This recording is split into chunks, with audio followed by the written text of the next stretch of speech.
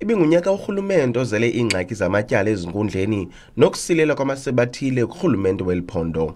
Umbutho i-ANC usajonge umzila wendlela yawo ukulungiselela unyaka urhulumente ozayo, kwaye ukukrokreleka kokubandakanyeka kwamalunga lombutho kwizigigaba zaseFort Hare kutshotshe entla kuluhlu lwemiba echotshelweyo kwinkomfa yalo mbutho. At this time, there's nobody who has taken these members that we're speaking about, which are members of the provincial legislature and are cabinet members, to court. No case has been opened against them. Fort Hare is dealing with that through the SIU.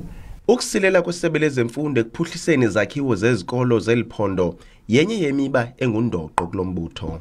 Enye yezinto exoxwa ngazo into bapha urhulumente wenza njani uqinisekisa into bapha uba nazo iziseko kwakunye neekomiti ezasepalamente nezi executive ezikwazi ukuthi ikota nekota ikwazi ujonga apha le mali iyachithwa ayichithwa. Uba kukhona abantu abangamagosa karhulumente abahlelele ungachithi imali bakwazi ukubanjwa accountable for ungachithi. Lo mbutho uqinisekisa ukudalela ulutsha amathuba engqesho kwaye uthi uzimisela ukunciphisa amabango kwisebe lezempilo. Ndingusidima Mfeku kwiindaba ze-SABC eMonti.